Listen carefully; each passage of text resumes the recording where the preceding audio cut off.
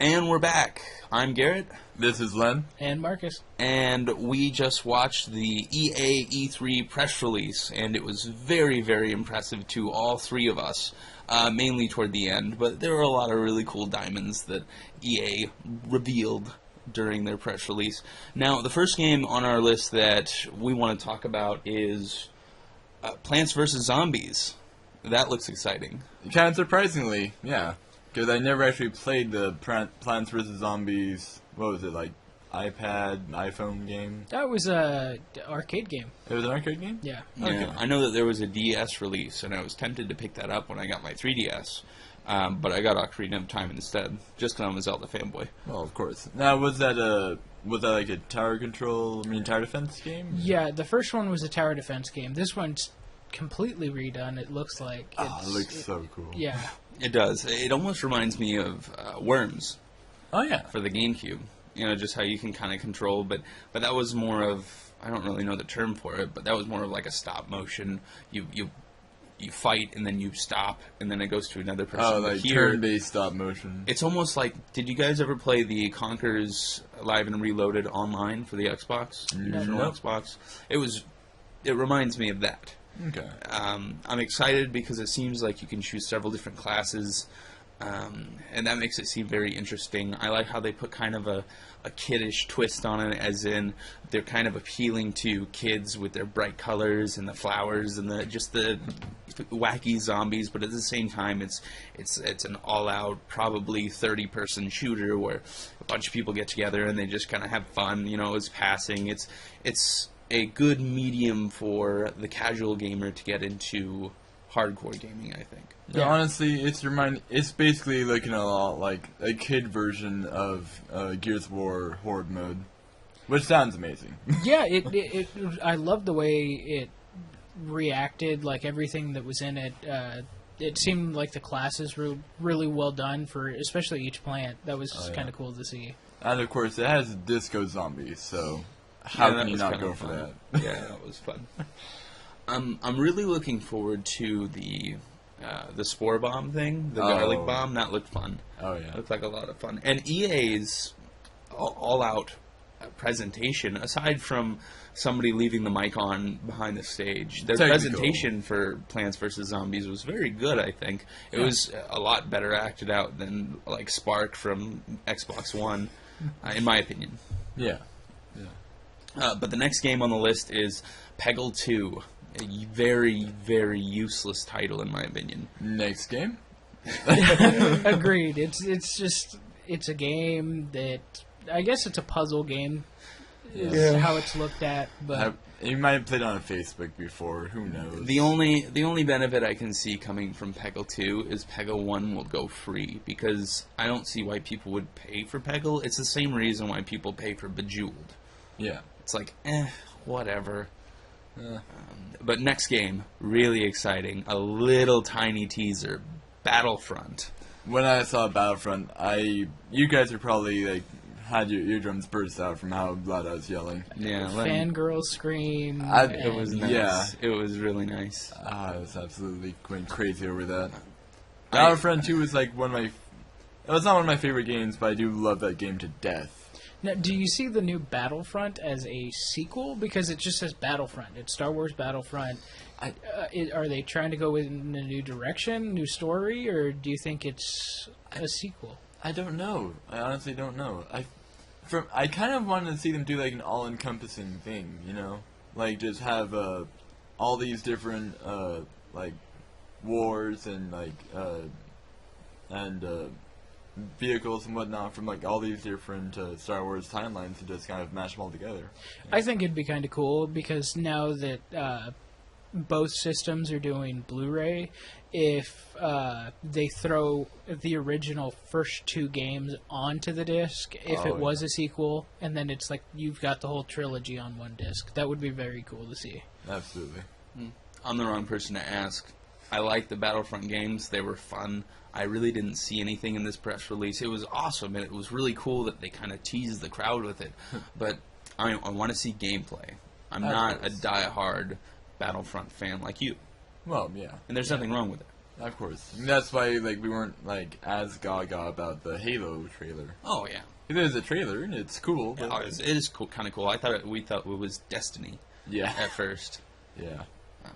But anyway, the next game is another racing game, but more of an action racing game. Need for Speed Rivals. I was really hoping it would be Burnout. Yeah, I was thinking it was Burnout too, but eh. Yeah, I like the way they're doing the whole single-player co-op multiplayer all in one that they're doing now. Yeah. It looks pretty cool, but at the same time, like Len pointed out during the press conference, a lot of people could be just looking for the single player, and it might irritate them to have people just dropping in, ruining their game for them. I imagine that they'll have the option to turn that off, though, because otherwise, yeah, trying to give like maybe a single player achievement, then somebody drops in and says, "Hey, let's have some fun." Right. Yeah. It looks okay. Like, I've always liked the Need for Speed games. Underground was my favorite for the GameCube. And I know it was released on several systems, but I liked it on the GameCube best. But I'm just biased by the controller. But anyway, it just seems like an action racing game, generic. It reminds me of The Runs, or The Runs. Need for Speed The Run. Without any context, that would have sounded terrible. Yeah, it reminds me of The Runs. No, it reminds me of Need for Speed The Run because it might just be a flop. It could be. It'll come out and people like it for maybe a couple days, and then they'll just stop playing it and move on to Forza 5 because that, in my opinion, will be much stronger than Need for Speed. I know we've been saying this about every game so far, but this game really did look fantastic as well, just graphically. Absolutely. Yeah. But the next game on the list, which I personally am not a fan of the series, but Dragon Age Inquisition. I'm excited for it just because I'm a huge Dragon Age fan. Can't stand 2. 2, in my mind, should have never existed. But it's interesting. I don't know if it's a sequel or if it's a new telling of a different story or what it's going to be. But it looks like quite a bit of fun. Yeah. You know, sorry. Well, since I got a little bit into the first one. I played probably 20 minutes of it. I liked what I played of it. So I can get into this one. We'll see. Well, it looked like the guy in the beginning of the trailer had a gun. Like, that's what it looked like. So I'm thinking they're going to introduce or alternate dimensions, and I think that would be really cool. That would be cool. I could have seen it as a bolter, kind of like a crossbow kind of thing, is what he was carrying around. But it was when you mentioned it, I didn't get a good look at it. I see. But yeah, it'll be interesting to see how the story goes and what they're trying to do with it. I mean, we did see fall 2014. We did see all sorts of crazy monsters in that trailer. Yeah, which gets me excited. I love that sort of stuff. Yeah, I wasn't really a fan of the first game. Didn't play the second game, but granted, I'm the wrong person to ask. I only played an hour of the first game, and I heard that it takes a while to get started. Yeah, once you get used to like them attacking by themselves and stuff, it's okay. It's more or less you're in there for the story and the choices. It's kind of like a Mass Effect, except from like the way it sounds exactly like a KOTOR, which I know that Garrett loved. I loved KOTOR. So I'm kind of confused about why you're not a big fan of it. Knights of the Old Republic didn't take a while to set off for me. Well, for you it did, but for me to be on Taurus and experience fiber blades and just like the samurai swords without the lightsabers, I liked that. I thought it was a very good introduction to the Star Wars universe at that time. Okay. But that's just my opinion. Okay. But the next game on the list is actually several games on the list, and we're going to start with the engine first. The Ignite engine that runs all of the sports games. Now, before we talk about the games, what do you think about the Ignite engine? I honestly think it's just a way to make the stadiums and the games look prettier.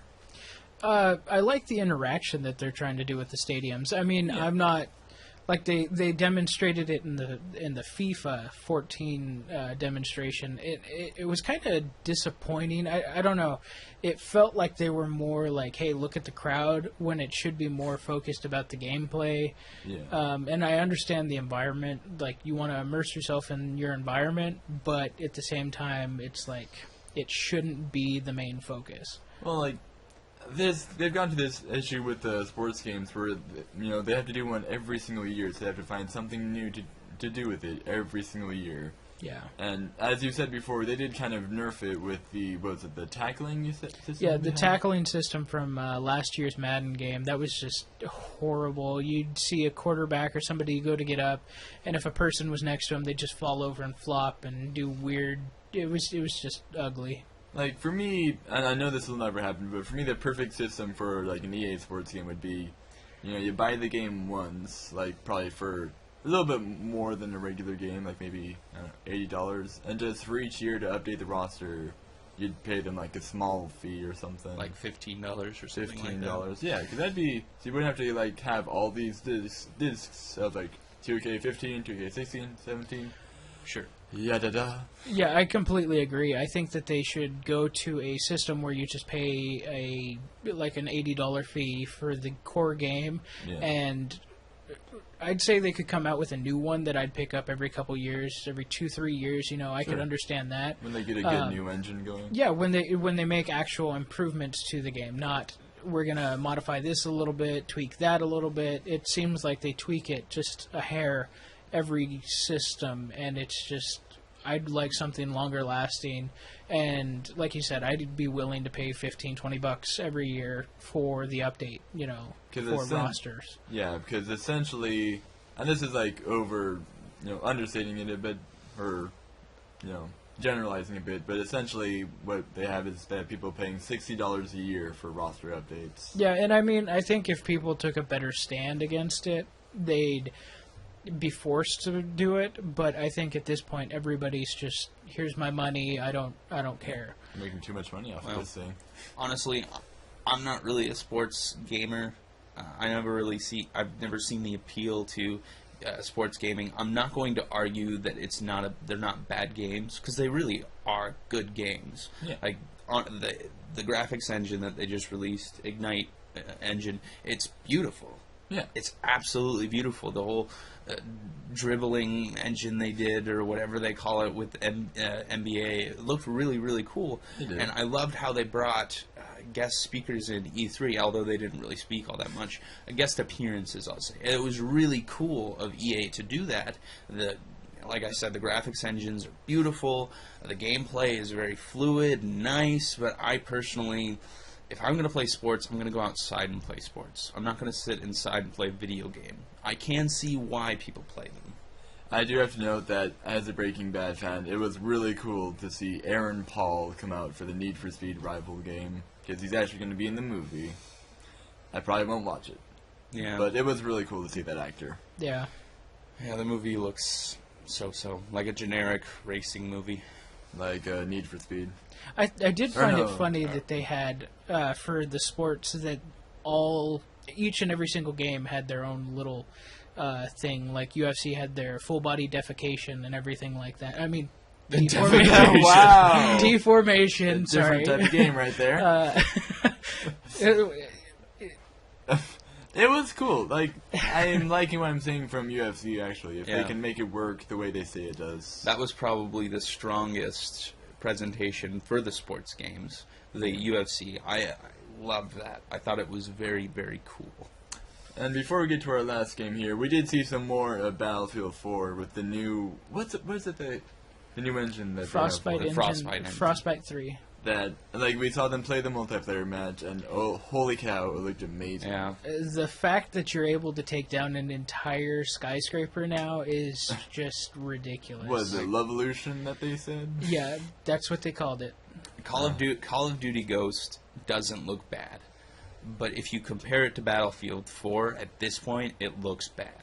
It no comparison at all. Yeah, there's really no comparison. I mean, you have the destructible environment, you have 64-man multiplayer. It looked like they were playing a mission with 64-man co-op, which is just ridiculous. The new commander mode, where you can call in the artillery from your tablets, smart device, and it's just ridiculous looking. Call of Duty Ghosts has a dog. They're going the Fable 2 route by adding in a dog. And the same engine. Yeah, exactly. So see, and Call of Duty Ghosts is probably going to be a good game. Sure. But Battlefield 4, I think at this point is going to be much better. I think it all comes down to, like we brought up earlier in the Xbox One review, Call of Duty seems to have a slight edge on story, and I think they'll have an amazing story with the writer-director of Traffic and Syriana and everything like that behind the helm of that. Yeah. But I think it's just like Battlefield 4's multiplayer is just going to destroy Call of Duty at this point. Agreed. And I'm not an online gamer. Absolutely not. And I will play Battlefield 4 online, no question. I have to reiterate this for those who might not have seen the press conference. We saw an entire skyscraper fall to the ground. It was beautiful. That was amazing. They were in the subway. The players were in the subway, and they took out a support beam, and this tank fell down, and the tank was being operated by the other team. Like they were in the building as it was about to go down. They jumped out. They activated their parachutes and landed on the ground safely. What do you guys think of the new commando mode they're introducing? It looks pretty cool. Yeah, I want to see it a little bit more because it sounded like one guy was going to operate it from anywhere is what he said, and it shows him, and he calls in an artillery strike on his tablet, and it didn't look like he was actually playing the game, though. It was just like kind of, he could have been anywhere. Like an RTS kind of thing. Yeah, and they could limited. They could have contacted him and been like, hey, we need this to happen. He's like, oh, okay, so he calls it in for him. I don't know how well it'll operate if you're mid-game and you're trying to do it. I could see that being a little bit of a more problematic because you're trying to reach over, mess with your smart device or your tablet, whatever it is, maybe your computer, and then, you're trying to shoot somebody who's shooting at you in it'd get confusing and could get complicated. I feel like I need to see this thing to its full potential to see what it actually does. Because it was kind of vague what we saw. See, the only thing that really worries me is it's going to be a lot like MAG, where you just kind of order people around, and even if you order people around, will they listen to you? I'm scared that I might be some lieutenant and say, hey, we're going to go take these people out. My team's like, no, that's stupid. Yeah. Well, they are video gamers that, generally they kind of have their own idea what to do, as we expect. That is true. It would seem to appeal more to friends who play online together. Friends, clans. Sure. But the last game on the list is Mirror's Edge 2. Yes. I am so excited. And I love the little note that they put under the title when the commercial was done, or the advert was done. They said it'll come out when it's ready. Absolutely. I think it was worded perfectly. I love that they just knew how to end the conference, leaving everybody with their just jaw dropped, just amazed at everything that we saw. Oh, Mirror's Edge was such a good game, and we're getting more of it. And probably better it... Oh, man. Yeah, I'm pretty sure that was gameplay. Yeah. I'm pretty sure that was gameplay in the video. Definitely. Not all of it, but most of it. And I'm just so excited. I loved Mirror's Edge 1. What game out of all of this, the EA conference, what game are you looking forward to most out of what we've talked about today? Honestly, for me, it is a bit of a tie between Star Wars Battlefront and Mirror's Edge 2. Because I know Mirror's Edge 2 would be great, but just Battlefront has the potential to be absolutely amazing or kind of disappointing. That's so true. If it's absolutely amazing, then oh wow, I'm there. I think I'm more looking forward to Peggle 2. Oh yeah, great game. It's just so much excitement there. Commando mode in Peggle 2. Drop down those artillery strikes on those blocks. Battlefield 4, hands down, out of EA stuff. I didn't complete my run-through of Mirror's Edge yet, so I like the way it's looking, but it's probably number 2 right now. I'm shooter first, and then, adventure games second at this point in time, but Battlefield 4 is just amazing right now. All right. Garrett? It's a tie between Battlefield 4 and Mirror's Edge. Because as a gamer, I strive for story. I love story, and I love interacting with my environments. So the same could be said with Battlefield 4. Mirror's Edge may have the story, not so much interactable environments, and Battlefield 4 has just interactable with no story. So it's a tie between the two.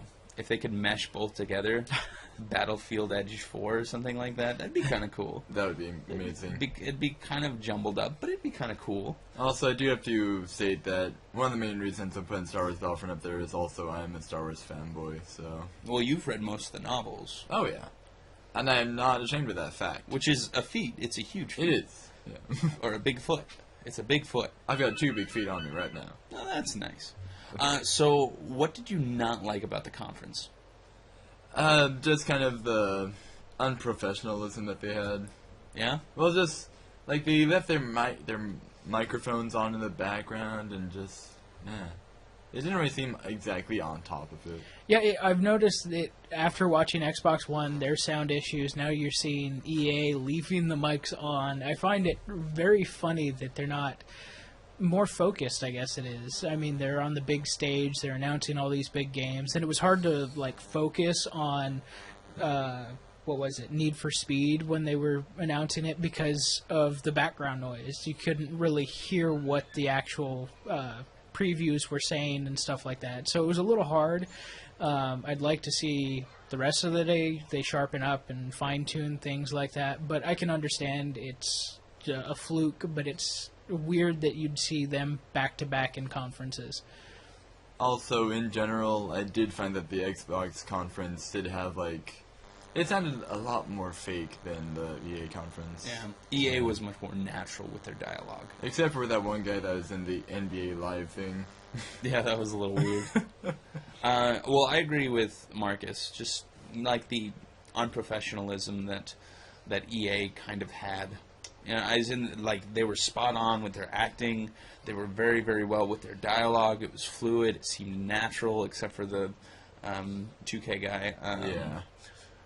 But I think we can all agree that it was much, much better than last year's. Yeah, Absolutely. so far E3 is going great this year. I'm loving everything I'm seeing, And for the most part. Why do you think that is?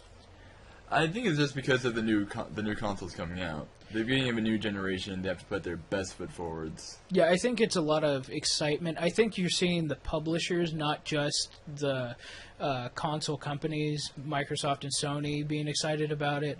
Yeah. I think you're seeing the publishers finally excited about it, because I know the publishers have actually been wanting a new console, the next gen, to come already. Oh, yeah. And I think that's what's pushing it, is they're excited to finally be able to do what they were envisioning. They have this like fresh new technology. They want to push it to its limit, even farther than that. And I'm so excited to see what they're gonna pump out. I agree. I think this year at E3, it's just groundbreaking, and I just can't wait for Sony's press release as a Sony fanboy. And also, next one should be Ubisoft, right? Yeah, Ubisoft is up next, and I want to see if they're doing a new Assassin's Creed. Oh, yeah. They've got a couple games, maybe some more Far Cry announcements. So I'm looking forward to some DLC for Far Cry 3, even though I haven't actually played Far Cry 3 yet. Or Blood Dragon. Yeah, I haven't really played that either. I watched you play it, though. Yeah. And also just, like, I saw the Ubisoft conference in years past, and usually they have, like, a really good conference in general. Yeah, they seem to be the most solid on a consistent basis. Yeah. So, yeah, we'll see when we get there. Absolutely. That was mine, Len, and Marcus's take on the EA E3 press conference. All right.